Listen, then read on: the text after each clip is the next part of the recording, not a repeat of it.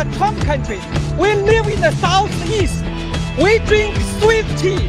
We don't drink socialist Kool-Aid. Is how you conduct yourself in a democracy? Joey Clark. Welcome into the program on I'll take it Monday in terms of the weather. Not too scorching. I'll take the overcast and a little rain. Eddie Bader here in the studio with me. How you doing today, sir? Pretty good. Got a little bit of steroids running through me. Steroids? Yeah, I had to. So I'll be a little bit live. You on today. gear now? You lifting now? No, I should. I should go ahead and take advantage of this Okay. and start lifting. But no, I got some poison ivy action going on. So I'm so allergic they have to just shoot me up and give me some stuff. Well, you stay over there. That's what everybody thinks. I mean, that's normally That is the what rule everybody with thinks, you. but you don't get it that way. You You don't? Never mind. Never mind. Well, and you know, normally we kid around the show. We might still a little, but we have a serious conversation. Right. We're I a serious didn't show want to today. go off. Yeah. We're a serious show today because joining us in studio, we have now a candidate for office to be the next Attorney General of the great state of Alabama. She is currently the chief counsel under Steve Marshall there at the AG's office. We have Katherine Robertson in the studio with us. How are you today? Hey, doing well. Trying to stay away from the poison ivy over here. Yeah. On the side of the table. It doesn't work that way. I don't know. So I always start by asking, like, why do this? Now, I did some research, but I ask everybody, no matter what office they're running for, politics can be rough and tumble, especially a statewide race. So why do this? Yeah, fair question. Sometimes I sort of think about that too. But, you know, I've been in the office for almost a decade. I'm super bought into what we're doing. And the truth is, when you've put that much time and energy into an effort, it's kind of hard to see it go on to the next person. So why not me? So for folks who don't know that background, you've been involved in Alabama politics for a while now. Yeah. Not just the AG's office. I believe I found something all the way back to Alabama Policy Institute.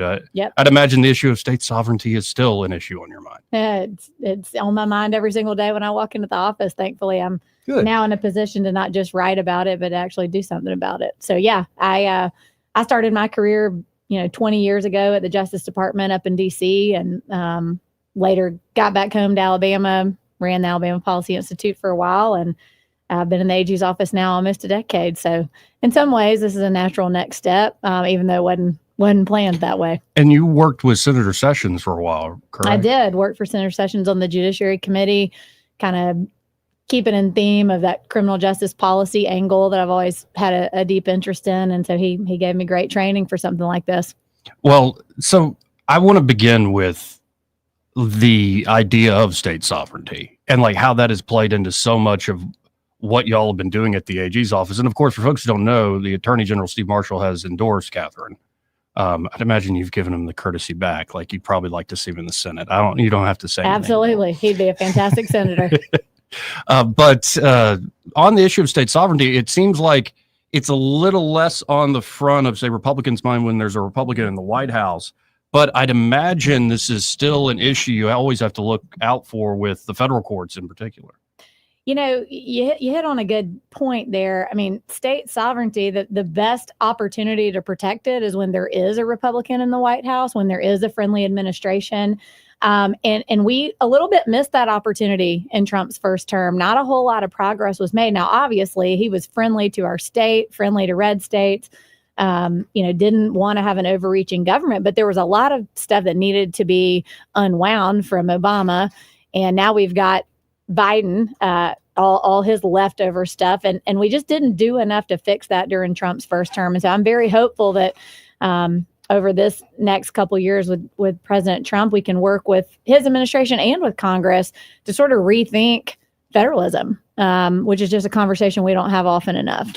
Yeah, and I appreciate the early fights. For instance, I think y'all were very early to the fight over what I would call butchery or experimentation on kids in terms of what they call gender affirming care, but the hormone blockers, the surgeries. And before this was, Matt Walsh had that documentary, y'all were there having that fight very early.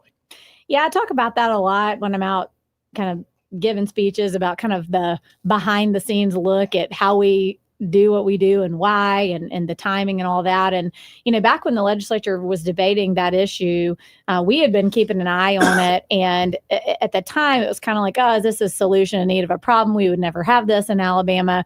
Lo and behold, we pass a law prohibiting it, and people come out of the woodwork, demanding that minors have access to this kind of treatment. And so, yeah, I mean, our state has been on the forefront of a lot of issues like that. And at bottom, those are state sovereignty issues. The question is, can Alabama prohibit those practices? And obviously the answer now from the United Supreme Court is yes. The role that we played in that case, the Scarametti case that came out of Tennessee a couple months ago, is that our case actually made it into discovery. We actually recovered documents from the Biden administration highlighting the collusion between the trans medicine world and the Biden administration, and basically showed that it was all a total scam. Right. And that gave them what they needed, I think, to say, at the very least, the states can prohibit that. But it's also going to force that issue in blue and purple states that maybe didn't feel like they needed to take it up before now, that would be naturally disinclined to prohibit it. But now they've got to really grapple with the medical evidence that's just not there. And now as we go through these, and when we say we, the team there at the AG's office, what, for those who don't know, and I don't think I really know, what is sort of the function of your job there as chief legal counsel? Yeah, chief counsel is very similar to a chief of staff. There's a management and supervisory aspect to it. There's I'm the Attorney General's chief advisor. I mean, Right. kind of when we get in the room to make decisions, and then obviously hiring, structuring the office, and making sure we're allocating resources appropriately. You kind of have a hand in everything.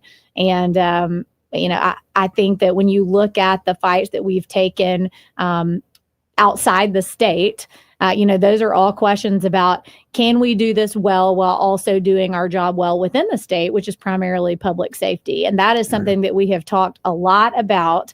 What's our mission? To make the state safer and the country freer. How do we do that? And is something we're taking on that day, Monday morning, when we go into the office, does it fit well within those two things? Or is something that we should be doing going to suffer if we spread ourselves too thin? And so it's just a balancing act that we're regularly evaluating.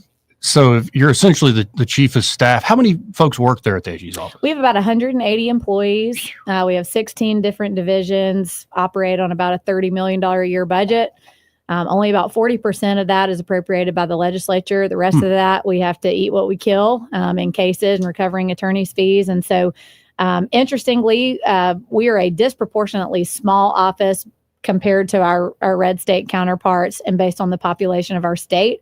But we're pretty proud that we, run a tight ship. We punch above our weight class, I think, and we've been very conservative with our resources. Now that I will give Steve Marshall credit for, because he's more of a tightwad than I am. But we try to do a lot with a little.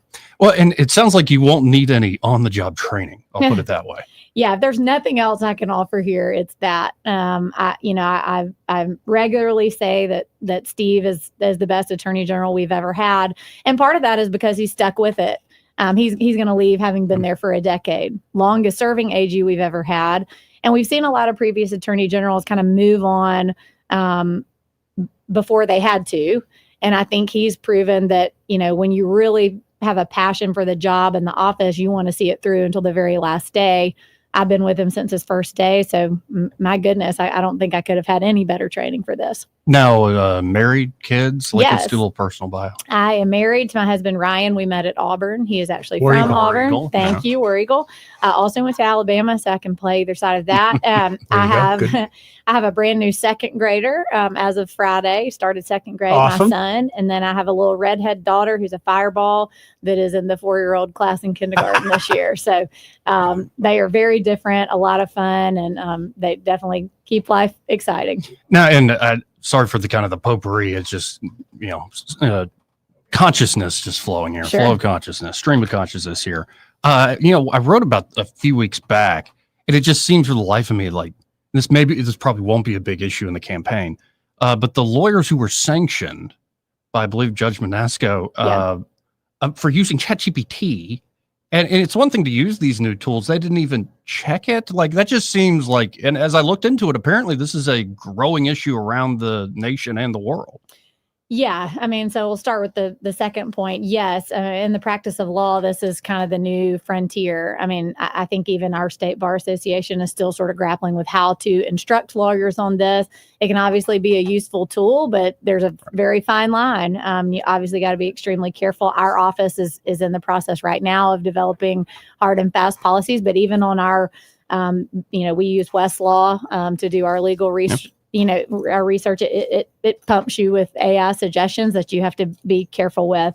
So that's been, not a fun issue for us to deal with. But I will say this, it was one lawyer, not a team and not a firm. The firm is dealing with it. But I will also say this, there are not many law firms that are willing to help us with Department of Corrections cases. Yeah.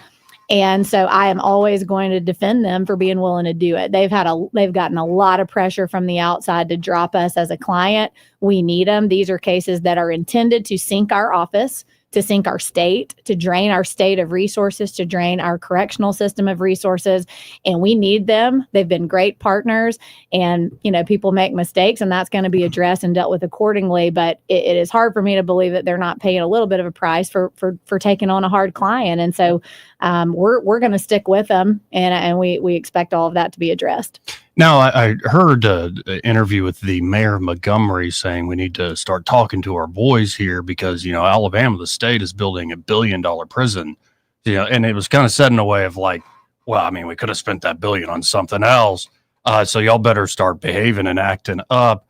I look at this, though, and my understanding of it is the feds, excuse me for that sort of terminology, but the feds were essentially like, y'all better build a prison or do something about your prison conditions. And my sense is like, that isn't necessarily over, even if this new prison in Elmore County is built and up and running in 2026. Is there still more to this sort of issue going forward, do you think? Yeah, we continue to be in settlement talks with the U.S. Department of Justice, who came in and criticized our prisons and our correctional staffing. Look, this is not a problem that's unique to Alabama. Right. We have crimes being committed here. We have violent crimes being committed here, sometimes at a rate that you might think is disproportionate to what you think about our state. But as long as crimes are being committed, as long as bad guys need to be locked up, we got to have a place to put them. We've got to have a place that meets the constitutional threshold for their rights. But prison litigation is a tool of the left. It is lawfare. It is an easy target. It is not easy to hire correctional staff. It is not easy to build expensive prisons, but yet you've got to do it. And so we're staying the course. Obviously, the governor's office is on the lead as far as actual prison construction. We're on the lead as far as litigating this stuff. These cases are intended to be dragged out. They're intended to again, waste time and resources. But we are fighting hard to bring these to a resolution. And look, we've got a much friendlier Justice Department right now that's willing to sit and talk with us. We've had those talks. Those talks are ongoing. And we hope we'll be able to announce some progress soon. Well, and on the crime side of things, I know a big part of your campaign is to continue to fight crime here in the state. And here in Montgomery, of course, the MAX idea, crime suppression unit is, I think, a great idea. I think it has worked. I think a lot of the credit, it goes to the Attorney General and to Secretary Taylor there at ALEA. Of course, the sheriff's office here in Montgomery County and the Montgomery Police Department have been cooperating. Is this a model to carry around the rest of the state? And I believe the legislature added some supplemented this kind of to help out with it. I think the answer to that is yes and no, if we're just being totally honest. The reason that has worked in Montgomery is because there were genuine partnerships there. Sheriff Cunningham is a big, big piece of that. We have a great relationship with him. He is willing to go outside of what he's required to do to help his county and help the city. Obviously, this is our backyard here in Montgomery, and it's not as complicated as some of the larger counties. There's one sheriff, there's one police chief. Yeah. If you get into areas like you consider Birmingham, some of the Birmingham crime, bleeds into other counties. You've got multiple folks involved, obviously numerous police departments, and sometimes different attitudes. And so it is a concept that could be replicated, but whether it's going to work like that everywhere is a different question. It really comes down to partnerships, not worrying about who gets the credit, not letting politics get in the way. But we're super proud of the success we've had in Montgomery. It's something we want to continue. But look, there's a philosophical side to this, which is voters elect city leadership, they elect a district attorney, they elect a sheriff, they elect judges. Each one of those folks plays a role in how successful a partnership like this is going to be. And sometimes you can't save voters from their choices. Fair and enough. so, you know, we want to do everything we can to help, but Montgomery's obviously unique being the capital city. We're here, our footprint is here. And so it's a little bit different. Well, and I'd imagine you were crucial in reforming the parole process. I think it went from something like a 53% release rate to down to 8% within just a few years. Mm-hmm. And this, explain that to me and in the audience a little bit. It's because I'd imagine if so many people are being released so quickly, and this is aside from the bail issue, like your deterrence seems to go away a little bit. But you were crucial in that change. Yeah, 2019, you know, that was, unfortunately, sometimes it takes a tragedy to get attention on an issue, which I hate. I wish we could be more proactive and not wait for something bad to happen, but sometimes that's just how it goes. There was a triple homicide by a guy that was basically out roaming free that shouldn't have been, and he'd been paroled, and it obviously put a lot of attention on the board.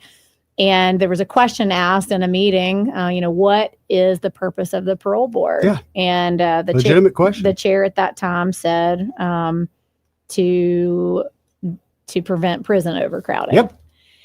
And I'll say that was not a unique perspective to that one individual. There was a time, even in the legislature, where that was sort of the prevailing consideration. We had just gone through this phase of leniency being the answer to overcrowding. And an oversimplification, but that was basically the attitude. And so, end of 2018, early 2019, it was like, this can't happen anymore, because here's the thing.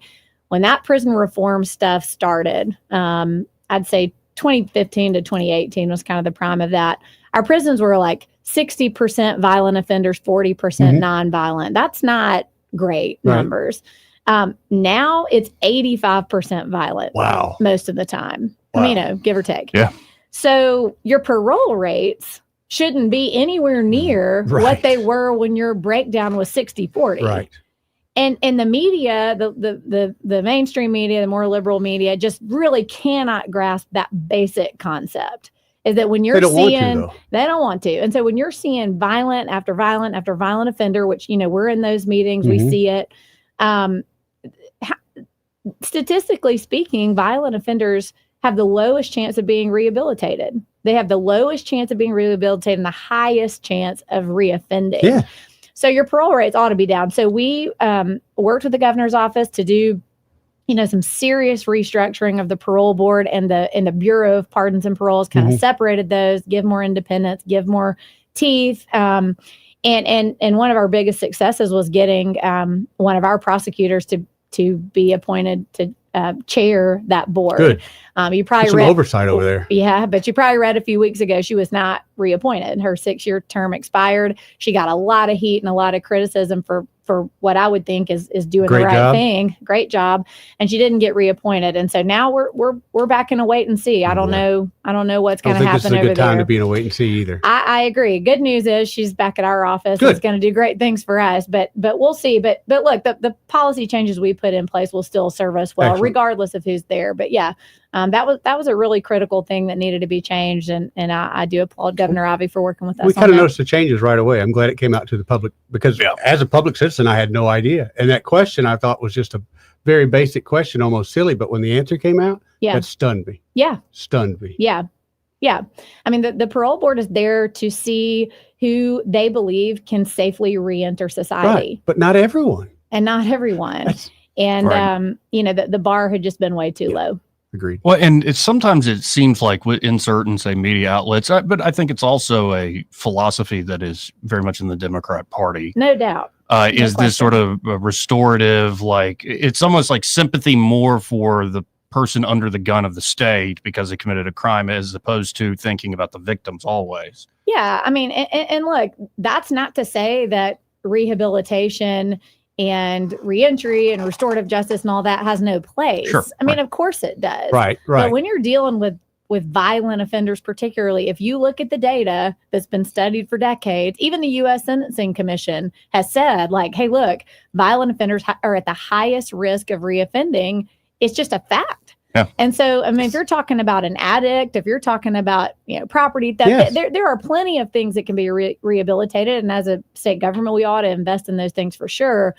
But yeah, when you start treating the offender like the victim, I mean, everything else is upside down from that point forward. And that's just been a huge sticking point for us. When we came in, we were just sort of at a time where things were going in the wrong direction as it came to criminal justice policy.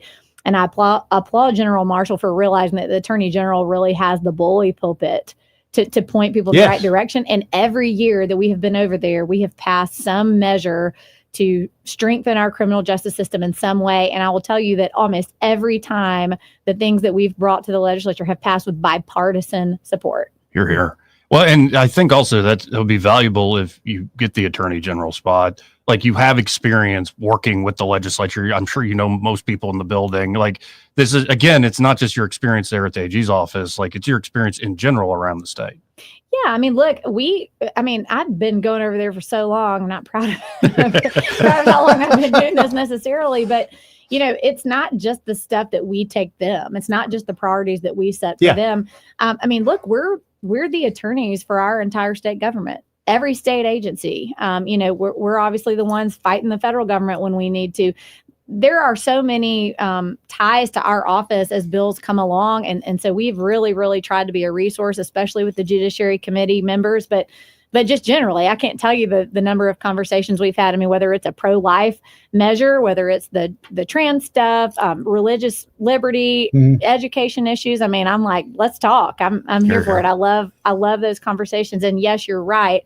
Having those relationships on day one, Steve didn't have that. We had to really build that. And so definitely something that can carry over. Now, and bringing a couple of issues together, the emphasis on the victims from the AG's office is especially heightened when the death penalty is finally executed and you go through. And often folks can be like, well, we have the means, like the arguments against the death penalty. I was raised Catholic. I've heard them for a while. But when you see this is what this person did, it puts a lot in perspective. And to bring that to something that's, I think, already been pre-filed is the death penalty for those who violate, I'm trying to use understated language, children in the worst way. Right. Why has this not already happened, not just in our state? I know other states have tried it. I think it's a Supreme Court ruling in 2008. So, like, why can't we have the death penalty for those who harm the most innocent in our society? Look, I think we can, and I think we will. That bill is going to fly through, I think, because of, again, a tragedy that you hate. It had to happen for there to be a reaction. But look, there are realities of capital litigation. We do the entire state's capital litigation. Any case that's capital on appeal comes to the AG's office. And look, death penalty cases where an execution is at the end of the road. It is complex, it is costly, and it takes a very long time. Now, we've taken some steps to speed that up. We passed the Fair Justice Act. We took that to the legislature. It was one of the first things we did when Steve came into office to speed up death penalty appeals. But look, a lot of states have given up on ever having these executions, even though they've got folks that have been sentenced to death. They've given up because it is so difficult. The litigation side of it, there's just so much frivolous litigation that goes on just to delay. And a lot of states, even like-minded states like ours, really have just sort of thrown in the towel and just said, okay, just sit there. Like, we don't have time for this. We take the absolute opposite approach. Our capital litigation division, I'd put them up against anyone in the country. They are fantastic. We have almost 100% success rate at the United States Supreme Court, if that tells you anything. It is definitely in our bailiwick. And so we've done the opposite of giving up. We have pushed and pushed and pushed. And I think you've seen that by the number of executions we've had under Steve Marshall. Not that that's something to brag about, but it is a testament to the fact that if victims were promised this, if this is what the sentence was, then it's our job to make sure it happens. And we've been very successful. Well, and as a layman, it seemed like the argument that Supreme Court makes in 2008 is it wasn't proportional. Like, a murderer could receive the death penalty, but somebody who violates a child cannot. And I I hope, I haven't read the ruling, but I'd imagine there is some play in the joints and that some argument can be made to say, no, this is one of the most heinous things a person can do. Yeah, there's room there to get that question back if needed. But keep in mind, the court today is a very different court. Sure. And so there are a lot of things that we're happy to give them another bite at the apple on. We got big plans for this court. Good. Oh, that's very fair. Do you have time to do another segment? Absolutely. Okay, well, let's hit a quick break. Before I forget, this part of the program brought to you by Pest Pro Services. You use them all the time. I do. They do very well, man, especially out at our lake place, the Airbnb, where the mosquitoes for our neighbors are a problem. But for my guest, not at all, Joey. No, I haven't had one single complaint. And we've had, I think, 30-something different guests stayed this year so far. No mosquito complaints. No mosquito complaints. I like that. Yeah. And again, this is like mosquito heaven. It's mosquito heaven. I mean, literally, there's a small creek that kind of runs beside the place, and it also dumps out right into the lake. So it's right there. Except for that inferno of protection around the Bader property. It works, man. It works. I've seen it work personally. And I hear like I said, even at my house, I hear my neighbors over there swatting at mosquitoes all the time. We just don't have that issue. Folks, just get in touch with Pest Pro Services today. You can always learn more at ppsriverregion.com or search for Pest Pro Services on the Book of Faces, very active Facebook page there. And it's mosquitoes. Also, if you've not gotten termite inspection or treatment in a while, you're playing with fire there. But just sign up for basic pest control. Get to know these folks. That money stays here in the local community, and they get the job done well across the board. That number, 265-9990. That's 265-9990. When you want to know, call a pro.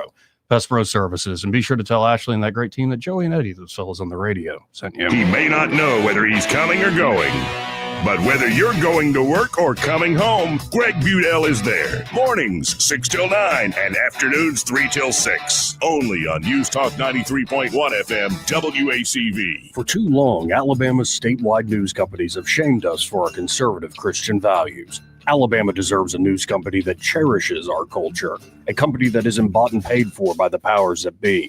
1819 News is that company. Run by Alabamians for Alabamians, 1819 News celebrates what is good and beautiful about our state while exposing those who work against our values in secret. Just go to 1819news.com to learn more. Subscribe to our newsletter. That's 1819news.com. For over 40 years, Headley Plumbing has been fixing the River Region's plumbing problems with fast, affordable service. The pros at Headley are ready to respond anytime you need help, and they charge fair rates for their expert service. They help River Region homes and businesses every day, from repairing leaky faucets, septic tank service, replacing damaged sewer lines, or just unstopping a blocked drain. Trust the experts at Headley Plumbing. Call 285-3667. Headley Plumbing, 285-3667. Remember Headley's motto, in our business, a flush beats a full house. Headley Metal Buildings has been your source for quality metal buildings in the River Region since 2007.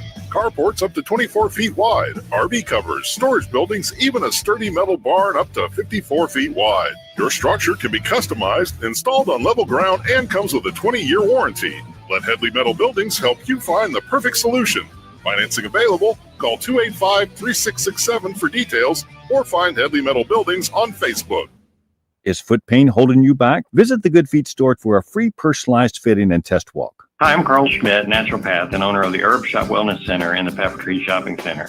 We've used Blue Water Broadcasting for years, and we attribute our results to what they do for us. If you want results with your advertising, call Blue Water. Did you know that radio is the #1 reach platform in all of media? It's true. Call us to find out how to put radio's #1 reach to work for your business. Blue Water Broadcasting. Local folks helping local business. Rich Thomas Weather, a service of Riverside Chevrolet Wetumpka. If it's Chevy, it's Riverside. Best price, best selection. Check them out on the web at riversideusa.net. Rich Thomas Weather. Hi, everybody. Atlantic moisture is increasing. Radar will become more active today and really over the next few days. Otherwise, nothing unusual for August. I really think we'll see more clouds than sun today, scattered to numerous random showers and storms, especially in the afternoon hours. Today, tomorrow, Wednesday, Thursday.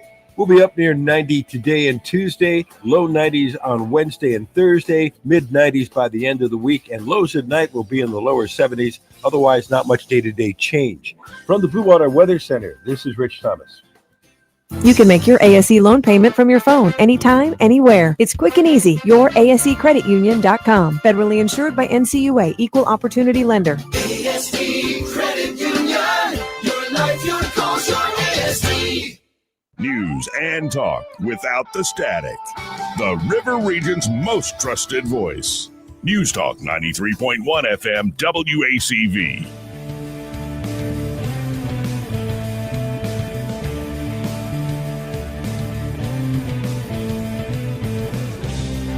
Joey Clark. Welcome back.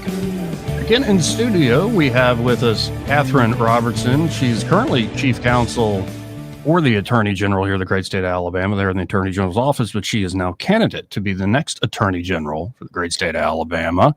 And you want to field a few phone calls here from our listeners? Oh, sorry, I forgot to turn your mic on. I've got too many buttons to. One of these days, I just want to be able to sit and talk. Thought you might think I'd say no, and you just muted me. You're right. I just assumed. Let's go to Charles the first. Hey, Charles. Hey, Joey, Eddie, Mr. Robertson. Nice to meet you. I have a question. I also wanted to tell you that my father was one of the highest-ranking law enforcement officials killed in the line of duty as the Drug Task Force leader over the ABC in 1990. Wow. He flew the state helicopter, and a man ran, and he chased after him. And I appreciate yours and Attorney General Marshall's being so great to the police officers. Absolutely. It's our pleasure. My intent is to vote for you, and if you tell where to get your signs and things, I live in Morgan County, I will be happy to put them up and be an advocate for you also. Thank you so much. Thank you so much. I have a question about something, though, that needs clarification. Are you familiar with Craig Lipson's law about persons that trespass on a private property owner's property? And it can give them a year in jail and a $6,000 fine, and even more if they pretend like they've got a lease when they don't. I'm vaguely familiar with it, yeah. Yeah. Well, what I'm wanting to know, Katherine, is I really would like to get clarification from the Attorney General's office as to what that covers. Is that something that I can easily do through your office or anything? I tell you what, if you will go to our website, we have a constituent line, a phone number and an email address. We're happy to try to walk you through that. I'd be happy to take a look at it.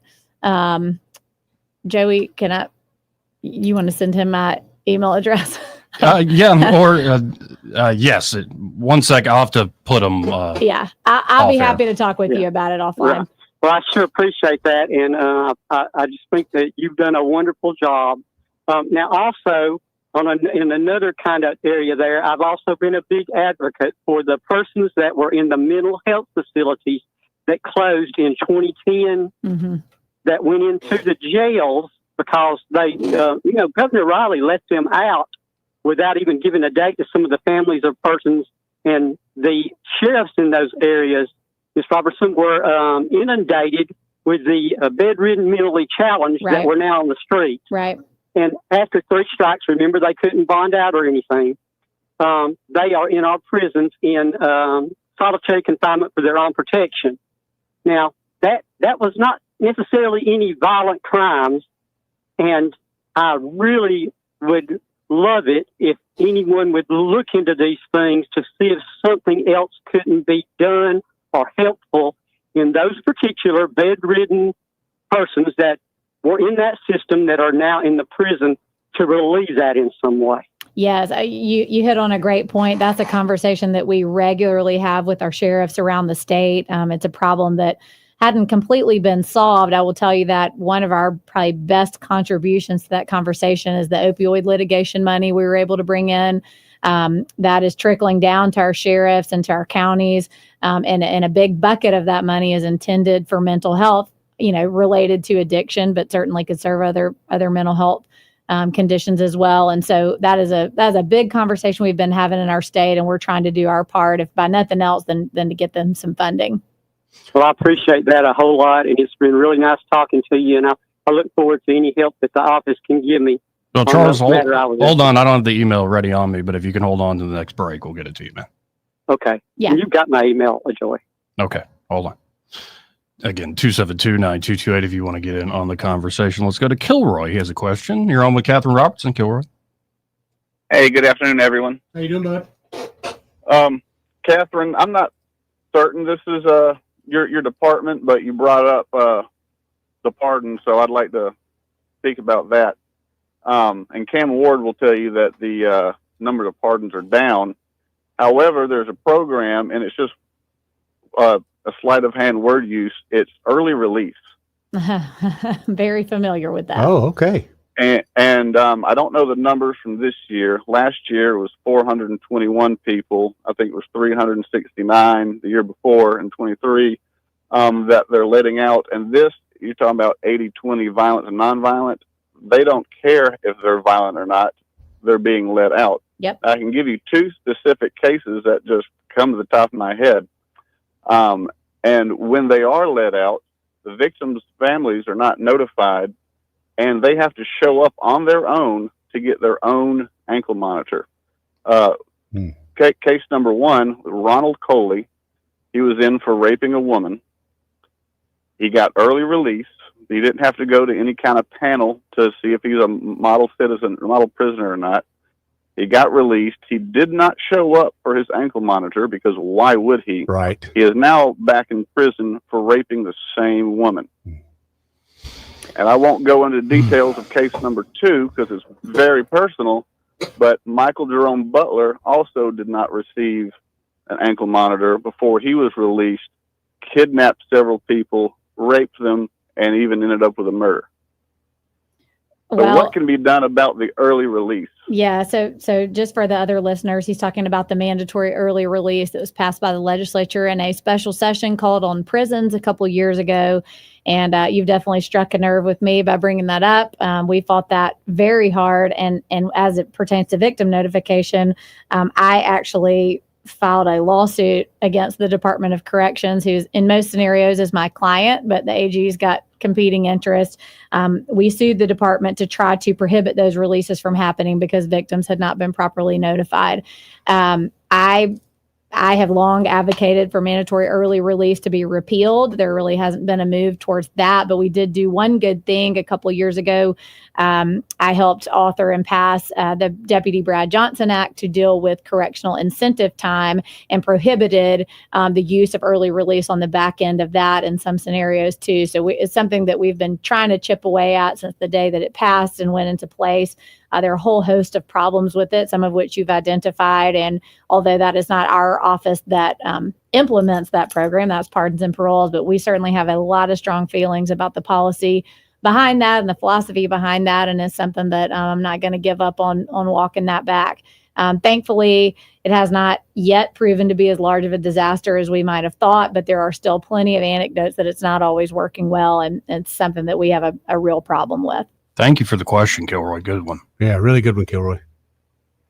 Thank you. And thank you for what you have done and for what you will continue to do. And I appreciate your answer. Thank you. Thanks for you'll calling. Probably get my vote. Thank you so much. Again, folks, it goes also to Charles' question about signs of support. KatherineForAG.com is the website. Katherine with a K? That's right. Katherine for AG, FOR, KatherineForAG.com. My op-ed, it should come out tomorrow unless my editor is like, no, man, which has yet to happen in like 3-4 years. So I think it's going to come out tomorrow. I could test it one of these days. Anyway, I really kind of get into this redistricting fight that's now happening nationally. And it made me want to visit the big case in 2023 that, of course, showcased Alabama. And I mean, for the life of me, I read Clarence Thomas's dissent in that case. And I'm like, he's right. And I think what the 3-judge panel, the ordering of a essentially proportional 2 districts for Black Alabamians, it seems it doesn't seem like this is the way gerrymandering should be done, especially since it seems the benefit accrues to one party. Like, so you have a structural problem built into law here. But I mean, what happened with this, and where might it be going? Yeah, I mean, what the federal judiciary asked us to do in that case sort of defies what we thought the point of the Voting Rights Act was to begin with, which is to not draw districts based on race. But it's interesting. So, we're always looking at the other courts of appeal around the country.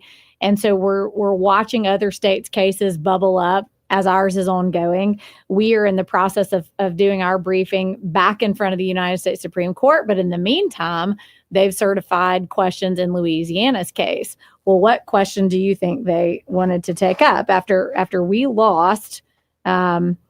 Now they're asking Louisiana to explain whether the state's intentional creation of a second majority-minority congressional district violates the 14th or 15th Amendments to the U.S. Constitution. That's the question. Yes. And that's not the question that was exactly in front of them in our case, because we were in a more preliminary stage. And so we believe that Louisiana's case is going to give us what we need to win our case. And so, it reminds me a little bit of sort of the transgender treatment for minors case. It's almost like we had to lose a couple of times at the beginning to really flesh out the whole case and get it in the posture we needed to win, which ultimately was from Tennessee. I think the same thing's going to happen here. We've taken it on the chin, right? I mean, we lost a seat. We're still pending on the Alabama legislative maps. So there's a lot more steps in this process, but it's almost like the worse it gets for us, the more it forces the question back to the U.S. Supreme Court. And so I am really hopeful. Louisiana, their AG is a very close friend of mine. They're giving this all they've got. The questions there are the exact questions that we've got in Alabama. And I think now an important piece of this is that it's very unlikely that the Justice Department would be against us and be against Louisiana. I think that hopefully they're going to end up getting involved and kind of, backing us up on the arguments we're making. So I'm thinking that this is going to be one of those long-term victories where at the end of it, we'll all look back and go, man, that was hard, but it was worth it. I think that's where we're heading. Yeah. And I know some have criticized after that Supreme Court rule as they did that there was the proposed opportunity district. And I think the 3-judge panel shooting that down just gives more credence to the concerns of some of the justices on the high court. It made very clear, no, they want proportional, and we said you must do this. Yeah. And as just kind of a layman, I look at things like what is it, the Gingles test? Jingles, yes. And I see like the justices doing a very good job of creating our principled reasoning because of this, and this. But then I look at the underlying law, and I imagine you find this in state law. It is such a hodgepodge of power plays and compromises and then, okay, it's up to these justices now to sort of figure out, okay, how do we interpret this? And I imagine on your side, if you become the attorney general, how do I enforce some of these laws? So it's very crucial that what you're given in terms of the law isn't a complete mess. Yeah, well, it is a mess right now because, what you've seen the Supreme Court do, I can think of it, when you look at like the Lemon test on, establishing religion, and that was just sort of this bench made test that over time just got so far away from the original purpose of the Constitution that it became useless. And so you can't ever lose sight of the bigger picture. And the bigger picture is who should draw maps and why should they draw them the way that they do? The state legislature should draw them, not judges. Right. And what should they be trying to accomplish? Fair representation across an array of different demographics, not looking at this binary choice of race. And so I think in some of that case law and in some of these recent decisions, it's like they sort of like lost sight of what the goal is. And I think Alabama honestly has paid a price for our history. It's just we're an easy punching bag, but that doesn't make it right. And that doesn't make it the correct decision on a legal basis. And so we're just going to keep fighting. And we think we have the winning argument. We think Louisiana does too. And so again, hopefully it's going to be one of those things where it's a long-term victory, and we look back and think, I'm glad we did it the way we did. Because look, there are a lot of different stakeholders in these cases, whether ours or in other states, that just said, just roll over and give them the map they want. And we didn't do that. And in the short term, that might have looked like a really poor strategy. But in the long term, if you believe the things you're saying, if you believe the arguments you're making, then you just can't give up that easy. Well, and it gets back to the thing we first started with, sovereignty. Like if you are a sovereign state, sometimes I think it's just good in life too. Like if it's a controversial question, ask forgiveness, not permission. What could be more fundamental to a state's sovereignty than drawing its own maps? Right. Especially when other states in the union have no problem just pretty much drawing their own maps. Right. Yeah. And look, I mean, this is a nice, fun academic question in the courtroom, but there are significant political realities to redistricting litigation and what the court's saying and kind of where they're drawing the line. And I mean, you could see significant implications in midterm elections if some of these cases don't go the way they need to. And look, both sides know that. But for some reason, the left has done a little bit of a better job teeing these cases up and winning them. And it's time for us. We're due a few wins. And on the, before I let you go, I want to touch on the pro-life issues and on the issue of abortion. A lot of folks might say, you know, if they're not in reading the news and it's not necessarily their issue, it's like we have the most stringent, if not one of the, if not the most stringent abortion laws here in the country. Yet, so, you know, the work's done. Like we can celebrate of the hard fought battles over the years to finally overturn Roe v. Wade, but is the battle done? So to two aspects of that. One, now the fight is chemical abortion. That's the new frontier. You know, we are getting abortion pills mailed into our state from China and any other, you know, India, you name it. You talk about bad for women's health. I think we're already hearing that, you know, women are showing up in emergency rooms that have taken these pills. It is extremely dangerous in a lot of scenarios. And so that's something we've got to deal with. It's very difficult from a law enforcement perspective to deal with that because a lot of it's coming from out of the country and at least out of the state. But just from a women's health and safety standpoint, it's something we cannot ignore.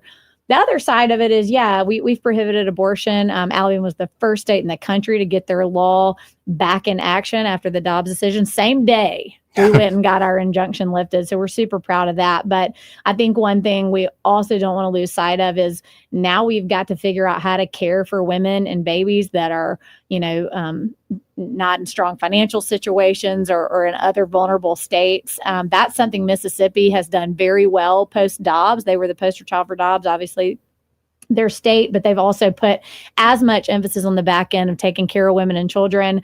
Look, we got a lot of work to do within our DHR, within foster care, that kind of thing. And so just because you've succeeded in banning abortion doesn't mean the work is done at all. And I think as a woman and a mom, I'm particularly sensitive to that's just not where the fight ends. We got to take care of infant mortality and a lot of other things in our state. Just because we've been successful doesn't mean we're done. So again, folks, we've been talking to Katherine Robertson. She's a candidate to be the next Attorney General of the great state of Alabama. Again, if folks want to support you, if they like what they're hearing, they can go to Katherine4AG.com. That's right.